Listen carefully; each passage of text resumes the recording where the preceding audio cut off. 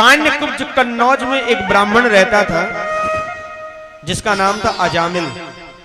पहले बड़ा धर्मात्मा था, किंतु एक बार किसी मन चले व्यक्ति को उसने वैश्या के साथ में देखा तो इसका भी मन डोल गया, इसका भी मन खराब हो गया और ये संध्या के समय उस वैश्या के घर में गया। उस वैश्या से कहा तुम हमारे घर चलो, तुम्हें जितना धन चाहिए मैं दे दूंगा।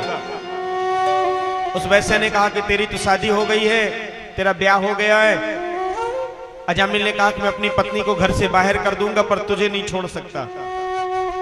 और उस ब्याहता पत्नी को उसने घर से बाहर किया, इतना बड़ा पाप किया। उस वैश्या के साथ में रहने लगा। उसके बहुत से पुत्र हुए, भागवत में लिखा उसके 10 पुत्र हुए वैश्या से। अन्याय अत्याचार करने लगा, चोरी करने लगा, पाप में रत रहने लगा। 9 संतान उसकी हुई, 10वीं की आने की तैयारी थी। संतों को दया आई।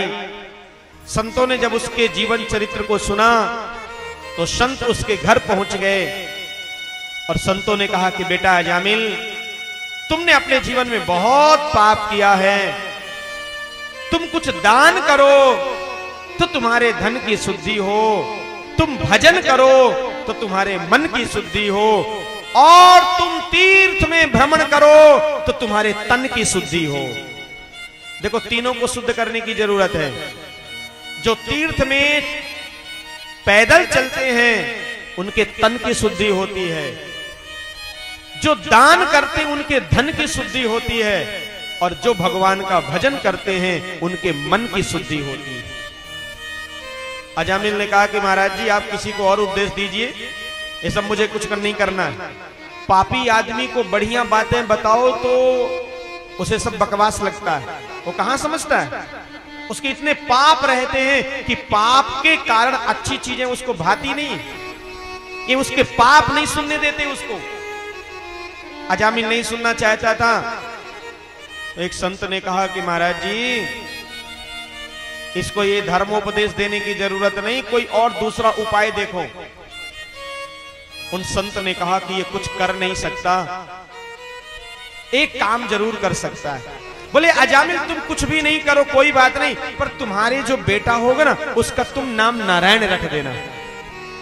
बोले ये तो कर सकता हूं, इसमें कोई परेशानी नहीं। समय आया, संत तो चले गए। अजामिल का 10वां पुत्र हुआ।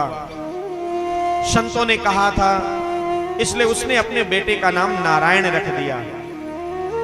देखो भैया, सदगति के लिए, मुक्ति के लिए एक छोटा सा मार्ग भी तुम्हारे लिए बहुत बड़ा बन सकता है। कोई जरूरी नहीं कि बहुत बड़े बड़े कर्म करो। अरे तुलसी को स्नान कराने वाला भी भगवान के धाम में पहुंच जाता है, राम का नाम लेने वाला भी पहुंच जाता है, और तो और छोड़ो, गिरते गिरते भी राम कह ले तो भी उसकी उत्तम गति हो जाती है। भगवान बहुत दयालु है, तुम उस मार्ग में चलकर को तो देखो।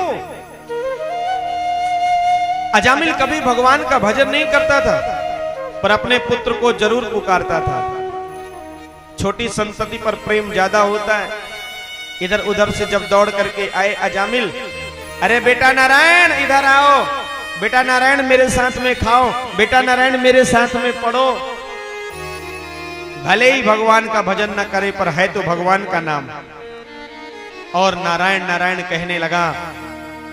इसकी मृत्यु का जब समय आया, यमदूत इसके प्राणों को निकालने लगे, तब इसने अपने पुत्र नारायण को पुकारा।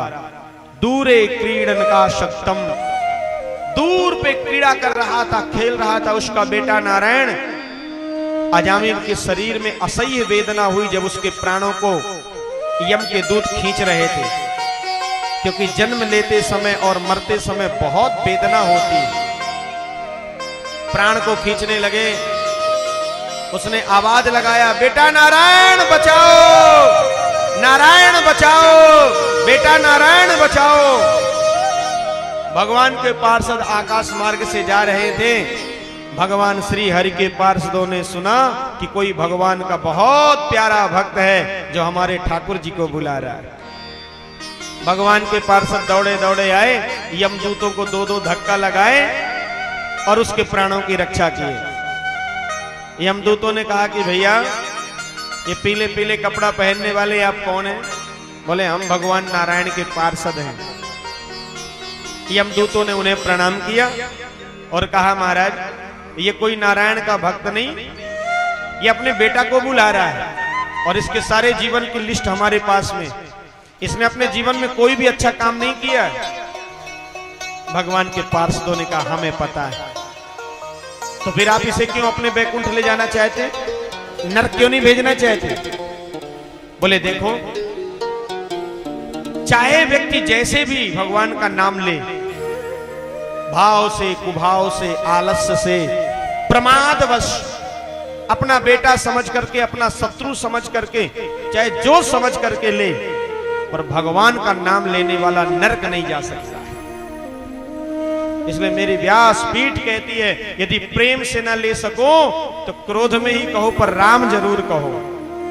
अच्छा, हमारे यहां संतों को आपने देखा होगा, राम जी इधर आओ, राम जी बैठो, राम जी ऐसा करो, वो हर बात में राम जी ही बोलते हैं। अरे राम जी ऐसा करो, हमारे गुरुजी तो हमेशा यही कहते रहते हैं। हमारे गुरुदेव भगवान निरंतर श्री राम कैसे हैं आप, श्री राम कहां से आना हुआ, श्री राम कुछ प्रसाद पाए कि नहीं, सबको श्री राम कहते। क्यों?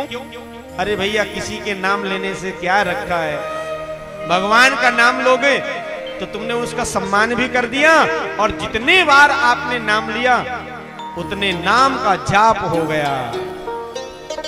इसलिए भगवत नाम का आश्रय लेना चाहिए।